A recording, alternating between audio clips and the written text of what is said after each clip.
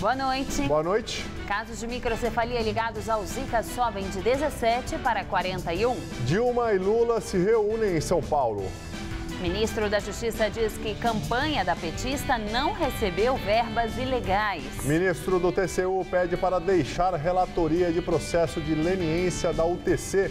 Raimundo Carreiro é investigado na Lava Jato. Alckmin diz acreditar na inocência do presidente da Assembleia, Fernando Capê, citado na Operação Alba Branca. Em Cuba, Papa Francisco tem encontro histórico com o patriarca da Igreja Ortodoxa.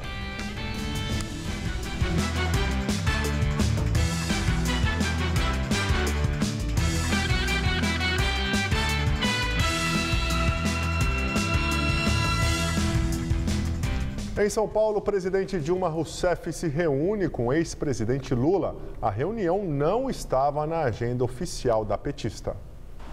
O encontro neste hotel nos Jardins teria sido acertado durante a semana e é o primeiro desde que surgiram as denúncias contra o ex-presidente Lula.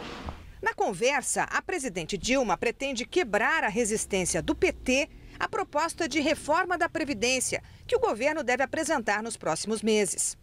As investigações que miram o ex-presidente também devem ter sido assunto da conversa. Dilma até já se mostrou solidária, mas até agora não saiu em defesa de Lula no caso das denúncias que envolvem o sítio em Atibaia frequentado pelo ex-presidente. Espera que ele mesmo se explique de forma mais clara. Nesta semana, o juiz Sérgio Moro autorizou a Polícia Federal a abrir um inquérito separado para investigar se empreiteiras que participaram do esquema de corrupção da Petrobras bancaram a reforma do imóvel. A propriedade está registrada em nome de Fernando Bittar e do empresário Jonas Suassuna, sócio de Fábio Luiz da Silva, o Lulinha, filho de Lula. O negócio foi formalizado em 2010 no escritório de Roberto Teixeira, compadre e advogado de Lula. Hoje, numa reunião com conselheiros do Instituto do ex-presidente, Lula se negou a falar do assunto. Teria dito que questões relativas a ele mesmo enfrenta. Ela veio com os advogados dele. A questão da defesa dele na Lava Jato foi tratada? Não, os advogados apareceram no final da reunião. A gente não tratou absolutamente nada de questão jurídica ou da defesa dele. Foi fundamentalmente uma discussão sobre o momento nacional e o papel do Instituto. Foi basicamente isso. Assessores de Lula estão sondando advogados de peso que atuam não só no meio jurídico, mas também com a imprensa e no meio político para reforçar o time, no caso do sítio em Atibaia. Na quarta-feira que vem, dia 17, Lula e a mulher dele, Marisa Letícia, vão prestar depoimento ao Ministério Público de São Paulo, na condição de investigados. Os promotores apuram se os dois são donos de um apartamento triplex que fica em Guarujá, no litoral. O imóvel foi reformado pela construtora Talento, contratada pela OAS, alvo da Operação Lava Jato.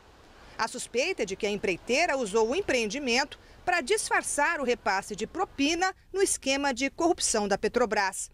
Lula diz que teve uma cota de um projeto do prédio, mas que desistiu do negócio. O ministro da Justiça, José Eduardo Cardoso, afirmou ter absoluta convicção de que a campanha eleitoral da presidente Dilma Rousseff em 2014 não recebeu verbas não contabilizadas, o chamado Caixa 2. Hoje, o jornal Folha de São Paulo revelou que a Operação Lava Jato investiga pagamentos feitos por subsidiárias da Odebrecht em contas no exterior, controladas pelo marqueteiro João Santana, responsável pelas campanhas de Dilma em 2010 e 2014. A orientação era muito clara da presidenta, o próprio tesoureiro Edinho Silva sempre reafirmou isso, não existiu qualquer tipo de situação de arrecadação paralela, ilegal na campanha da presidente Dilma Rousseff. Isso eu vi ali nas reuniões que participei, não da coordenação diretamente, mas de tudo aquilo que vi na campanha. Cardoso voltou a defender o ex-presidente Lula ao dizer que pessoas investigadas não são condenadas e não podem ser execradas. Há, sem sombra de dúvida, uma luta política em torno disso, em que setores oposicionistas tentam, obviamente, maximizar situações que, evidentemente, não podem ensejar pré-julgamentos, condenações. Eu não estou comentando a investigação, estou falando da política. O ministro do Tribunal de Contas da União, Raimundo Carreiro, deixou a relatoria do processo de leniência da UTC na Corte. Ele se declarou impedido no caso. O Carreiro foi citado na Lava Jato como suposto destinatário de propina da empreiteira. Ele já é alvo de um inquérito no Supremo Tribunal Federal. O ministro nega as denúncias. O governador de São Paulo, Geraldo Alckmin, diz que acredita na inocência do deputado tucano Fernando Capês, presidente da Assembleia Legislativa. Ele foi citado no esquema de propinas da merenda escolar. A Polícia Civil e o Ministério Público investigam as denúncias na Operação Alba Branca. Capês é do PSDB, como Alckmin, que demonstrou confiança no deputado. Eu acredito, e o que eu acho que é importante, é fazer uma apuração séria, o mais rápido possível, para quem for culpado ser condenado, ser punido, e quem não for culpado ser inocentado, né? Eu acho que é isso que a sociedade quer, sempre haver justiça, né? Se há uma denúncia, investiga-se com profundidade. O presidente da Assembleia negou qualquer envolvimento com irregularidades. Tudo que eu posso dizer é que nós estamos colaborando para a verdade aparecer o mais rápido possível. Eu sou vítima, estou sendo tratado como suspeito, porque eu não conheço nenhuma dessas pessoas, não fiz nada do que está sendo dito e a verdade vai aparecer. E um relatório da Operação Alba Branca liga o deputado estadual Fernando Cury, do PPS, à organização que fraudava licitações da merenda escolar. O deputado é citado em documento da Polícia Civil como aliado do lobista Marcel Ferreira Júlio, apontado como um dos principais agentes do esquema de corrupção na compra de merenda escolar.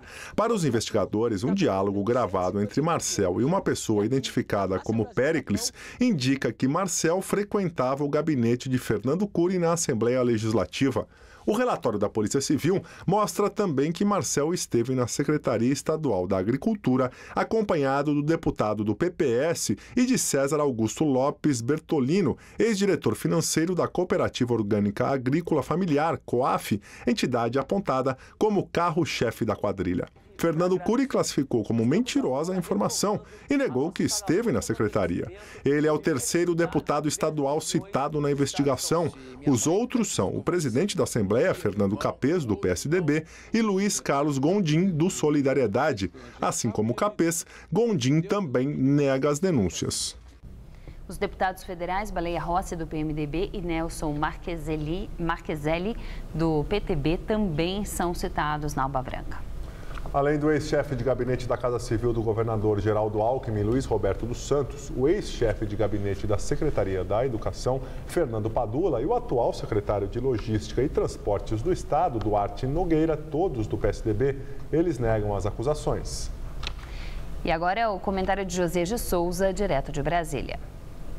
Uma manifestação protocolada no Supremo Tribunal Federal, num processo relacionado à Lava Jato, o Procurador-Geral da República, Rodrigo Janot, fez uma constatação óbvia. O apoio político ao governo deixou de ser negociado com base em propostas de governo e programas partidários. Isso é óbvio, mas às vezes a gente tropeça no óbvio, pede desculpas e segue adiante sem desconfiar que o óbvio é o óbvio. Daí a importância da manifestação do Procurador-Geral. As coalizões deixaram de ocorrer com base em afinidades políticas. Elas passaram a ser negociadas com base em pagamentos desviados da sociedade, anotou Rodrigo Janot no documento enviado ao Supremo Tribunal Federal. No caso investigado na Lava Jato, o apoio congressual foi pago com dinheiro roubado da Petrobras. O procurador-geral proclamou o óbvio. O país está diante da prática de crimes sem precedentes na sua história, disse Janot. O óbvio não nasce do dia para a noite. Esse sistema de pilhagem vigorou em todos os governos do Brasil pós-redemocratização. A diferença é que no governo do PT, a perversão foi potencializada. Deve-se torcer para que a Lava Jato resulte em punições draconianas, compatíveis com a exuberância do assalto. Se isso acontecer, o Brasil pode sonhar com a hipótese de o governo do PT ser o último a imaginar que, para assegurar a governabilidade no Congresso, é preciso transformar a União numa espécie de Bagdá entregue a Alibaba. Boa noite. O número de casos confirmados de microcefalia em todo o país subiu de 17 para 41 em apenas 10 dias. No total, o Brasil tem agora 462 casos da doença, independente da relação com o vírus. Ainda há quase 3.900 pacientes em investigação. A microcefalia é uma má formação em que os bebês nascem com a cabeça menor do que o normal e, em geral, leva ao atraso mental. A maioria dos casos de Zika foi confirmada em Pernambuco, no nordeste do país. A Organização Mundial da Saúde prevê que vai demorar pelo menos 1 ano e meio para o começo dos testes em larga escala da vacina contra o Zika vírus. A vice-diretora da Organização Mundial da Saúde, Marie-Paule Kenny, informou que 15 laboratórios e agências de pesquisa em todo o mundo trabalham atualmente em vacinas. 2 destas vacinas parecem promissoras, uma desenvolvida pelo Instituto Nacional de Saúde dos Estados Unidos e outra pelo laboratório indiano Bharat Biotech, mas os testes clínicos não vão acontecer antes de 18 meses. A doutora Kenny também disse que os especialistas ainda precisam de 4 a 8 semanas para saber se há uma relação entre o vírus da microcefalia e a síndrome de Guillain-Barré, mas para a Organização Mundial da Saúde, esta relação é altamente provável. E depois do Brasil, agora a Venezuela confirma mortes por Zika vírus. Foram 3 casos. O presidente Nicolás Maduro divulgou hoje o primeiro boletim oficial relacionado à doença. De novembro até este mês, já foram registrados 5.221 casos suspeitos na Venezuela. Destes, 319 foram confirmados. Amanhã será realizado o Dia Nacional de Combate ao Aedes aegypti. Em todo o Brasil, 220 mil militares atuarão no combate ao mosquito. Apenas no Rio de Janeiro será um contingente de 71 mil militares. E a presidente Dilma Rousseff participará da ação na capital fluminense. Em 30 dias, uma força-tarefa deve vistoriar todos os municípios do estado do Rio. Os militares atuarão em parceria com 20 mil agentes de saúde. Amanhã, a presidente Dilma Rousseff irá ao Rio para participar de uma ação do Dia Nacional de Mobilização para o Combate do Aedes aegypti. 28 ministros foram mobilizados para percorrer o país. Hoje, o ministro da Saúde, Marcelo Castro, falou sobre a campanha de amanhã. Além de participar dessa campanha nacional, cada família deve fiscalizar o seu terreno, a sua rua, para garantir que o mosquito não possa nascer, prejudicando familiares e vizinhos. Neste momento, a responsabilidade nesta luta é de todos nós. E todos os espaços, sejam públicos ou particulares. Juntos, somos mais fortes e capazes de vencer esta guerra. Um mosquito não é mais forte que um país inteiro. A Prefeitura de São Paulo vai instalar em 2 semanas as primeiras tendas para atender pacientes com dengue. Os bairros de Lajeado e Penha, na Zona Leste, vão ser os primeiros a receber a ação devido ao alto índice de pessoas que contraíram a doença. De acordo com o último balanço divulgado pela Secretaria Municipal de Saúde, foram registradas mais de 4 mil notificações, com 528 casos confirmados entre 3 e 20 de janeiro. A Prefeitura estima que a cidade poderá enfrentar novamente uma situação crítica este ano, com até 150 mil casos da doença. Em 2015, foram montadas 10 tendas pela cidade de São Paulo para atender a demanda. E agora vamos ao comentário de política com José Neumani Pinto.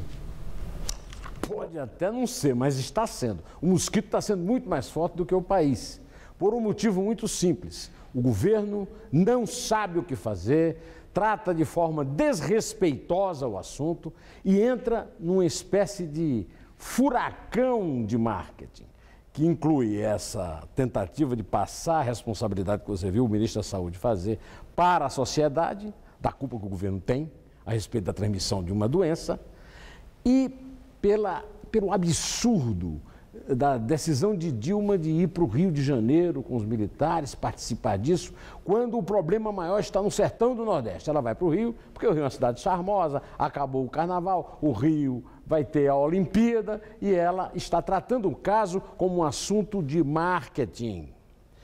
Mas o marketing podia pelo menos ter frases mais inteligentes. Ela leva para lá o Aldo Rebelo, ministro da Defesa, que diz uma coisa estúpida, compara o mosquito com o terrorismo que atacou em Jogos Olímpicos anteriores. E a própria Dilma esconde da população o fato óbvio de que o Ministério da Saúde está sendo sucatado há muito tempo. Eu sou muito amigo de infância do ex-presidente da Sociedade Brasileira de Cirurgia Cardiovascular, Marcelo Cascudo. Conversei por telefone agora com ele a respeito de conversas anteriores que tivemos e ele reafirmou para mim o que ele tem dito para mim em mesa de bar, em conversa de família, que é o seguinte: o último ministro da Saúde que o Brasil teve foi o Temporão. O Padilha e o Quioro, ministros de Lula e da Dilma, jogaram o Ministério às traças.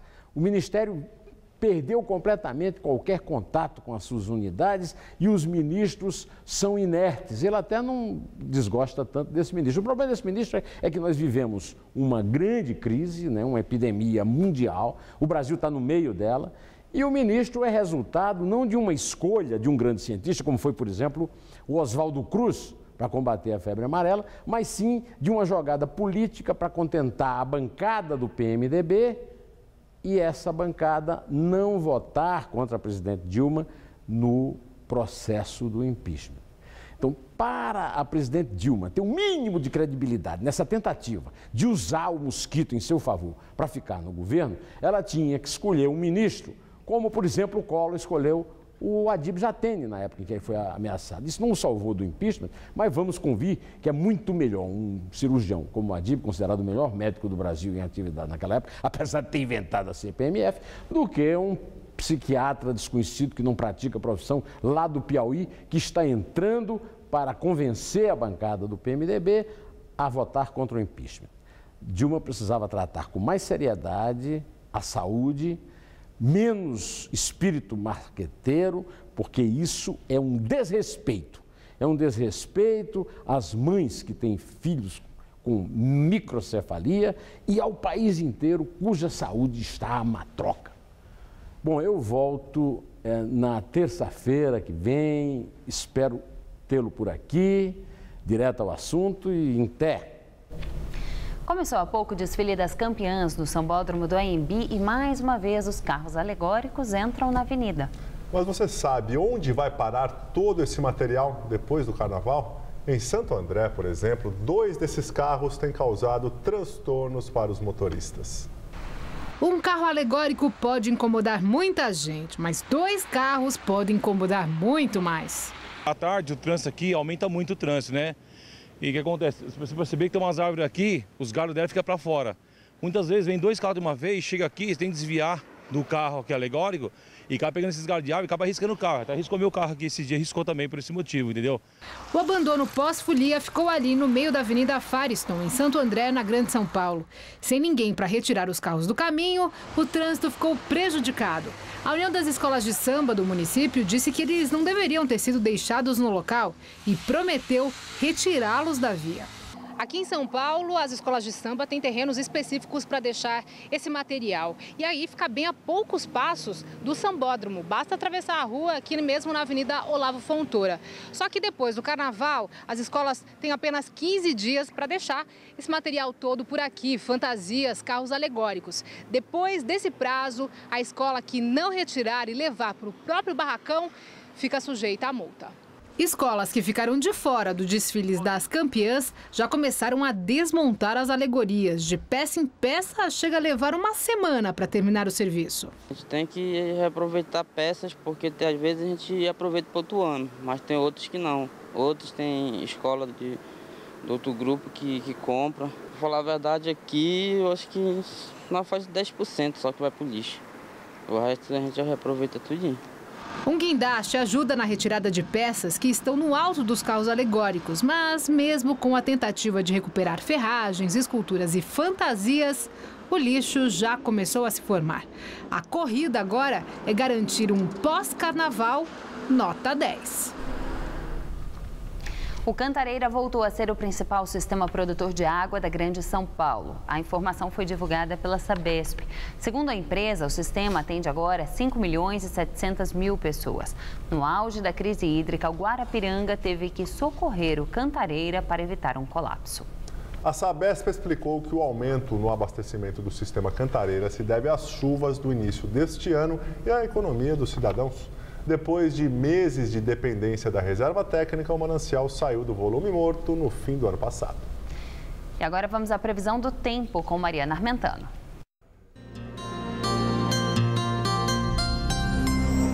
Tanto o sábado quanto o domingo prometem dias ensolarados em praticamente todo o estado. O ar seco afasta as chances de chuva em toda a Grande São Paulo, no centro-sul e no litoral do estado. Nas demais áreas, o sol também predomina, mas ocorrem aquelas pancadas de verão a partir do meio da tarde. As temperaturas ultrapassam a marca dos 30 graus em quase todas as cidades paulistas. Chega a fazer até 34 em Ribeirão Preto e também em Araraquara. Em toda a região metropolitana, os próximos dias serão de muito sol e calor. Nesse sábado, mínima de 16 e máxima de 30 graus aqui na capital. No domingo, mais quente ainda, chega a fazer 32. Mas na segunda-feira, apesar da máxima de 31 graus, as chuvas de final de tarde voltam a acontecer. As ações da Petrobras subiram quase 8% e puxaram o índice Bovespa, que fechou em alta de mais de 1%. Os investidores acreditam que a OPEP está perto de um acordo para reduzir a produção mundial de petróleo. O preço do barril subiu bastante e fechou acima dos 31 dólares em Londres. E em um dia de instabilidade, o dólar comercial teve a quarta alta seguida, mas fechou abaixo de R$ 4,00. A moeda norte-americana avançou 0,15% e alcançou R$ 3,98 na venda. No mês de fevereiro, o dólar acumula queda de 0,82%. E agora o comentário de economia com Vinícius Torres Freire. Continua a cair a quantidade de dinheiro que entra no caixa do governo. A pindaíba segue mais ou menos no mesmo ritmo do ano passado. Os primeiros indícios são de que, em janeiro, a arrecadação do governo caiu outros 5% em relação a janeiro do ano passado. E daí? Daí que, no ano passado, a receita do governo já tinha diminuído mais de 6% em termos reais, já descontada a inflação. É muito dinheiro. Isso quer dizer que, no ano passado, a perda real foi de 65 bilhões de reais. Se o governo perder esse dinheiro de novo neste ano, o que mais vai poder cortar? Esse dinheirão dá mais que 2 programas Bolsa Família inteiros, o equivalente aos pagamentos para mais de 50 milhões de pessoas por 2 anos. Esse dinheiro também dá mais que tudo aquilo que o governo investiu em obras no ano passado. Se o governo não cortar o gasto, a dívida sobe ainda mais. Se a dívida sobe, dificilmente as taxas de juros caem, o que mantém o país na recessão. Pior, com taxas de juros altas, a dívida do governo cresce ainda mais. É uma espiral de morte. Como o governo não sabe o que fazer, onde cortar, adiou para março o plano de gastos deste ano. O plano deveria ter sido anunciado hoje. As alternativas de corte são terríveis, porque 91% do gasto federal é engessado. Vai obrigatoriamente para gastos do INSS, salários e aposentadorias dos servidores e para os gastos mínimos definidos por lei em saúde e educação. Sobra então pouco onde cortar. Mas, de qualquer jeito, o corte vai sobrar para gastos em obras, em parte dos gastos de educação e em parte menor na saúde. Sim, no ano da Zika, de mais dengue e no ano em que muito trabalhador vai perder emprego e plano de saúde, o serviço público de saúde vai ter menos dinheiro. É quase inevitável. O que fazer? No curto prazo, não há muito o que fazer. Mesmo que se volte a cobrar o imposto com a CPMF, outra coisa inevitável, o rombo no governo vai continuar. Apenas com um plano sério, de médio prazo, para uns 3, 4 anos, o rombo vai diminuir. Um plano desses, aumentando a confiança no futuro, poderia ajudar a reduzir os juros já agora. No entanto, o governo ainda não dá nenhum sinal de que tenha um plano sério assim. Boa noite. Veja a seguir que em Cuba o Papa Francisco tem encontro histórico com o patriarca da Igreja Ortodoxa. A reunião foi mediada pelo presidente cubano, Raul Castro. Qual Casper você é? Eu sou jornalismo. Eu sou relações públicas. Eu sou publicidade e propaganda. Eu sou rádio, TV e internet. Essa é a minha Casper. Essa é a nossa Casper. Eu estou no combate pelos meus avós. Eu estou no combate pelos meus amigos. Eu estou no combate pela minha família. Eu estou no combate pelos meus irmãos. Nós estamos no combate pelo Brasil. Proteja quem você ama. Todos no combate. Todos juntos, vamos vencer a luta contra o mosquito Aedes aegypti. Uma campanha da Fundação Casper Libero. Apoio TV Gazeta. Quer saber tudo sobre as tendências de moda desse ano? É só conferir o Todo Seu de hoje. José Armando Vanucci revela tudo sobre os bastidores da TV. Ainda tem um musical com o ex-vocalista da banda Restart, o cantor P. Lanza. Todo Seu, hoje, 10h30 da noite. Tô te esperando.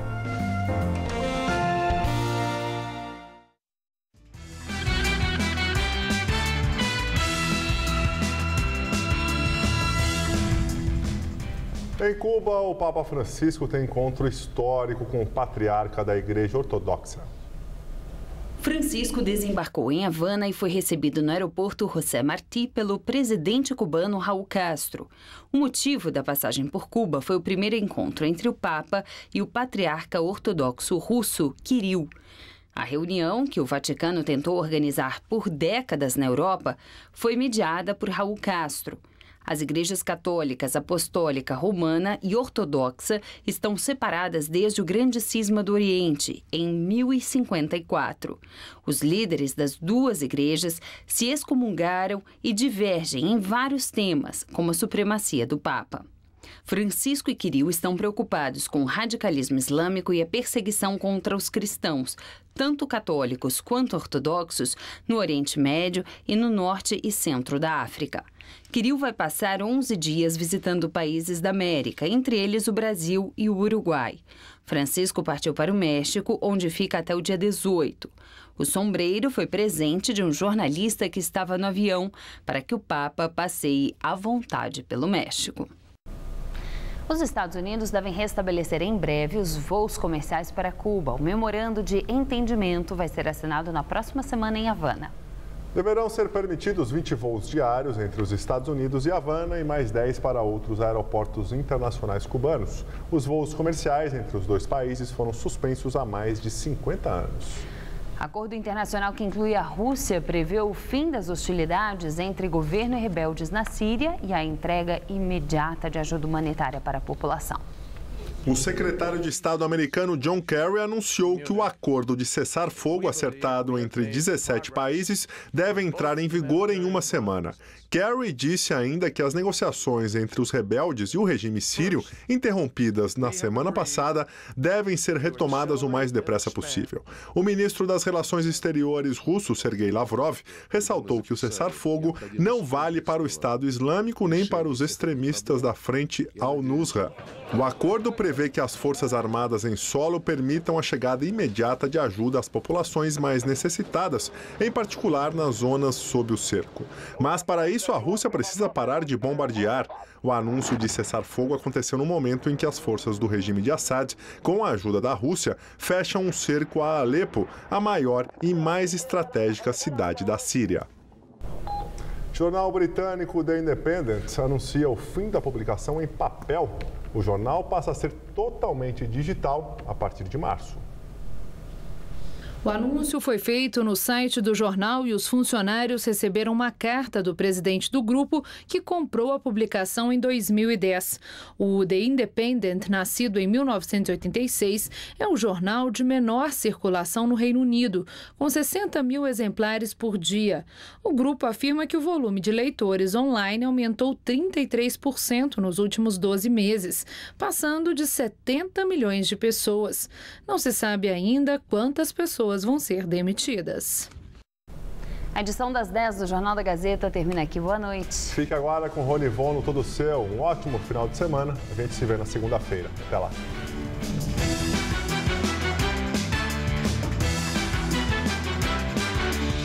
Ronald Rios entrevista os rappers do grupo Racionais MCs em História do Rap Nacional. Daqui a pouco, 11h30 da noite. Assista agora Todo Seu.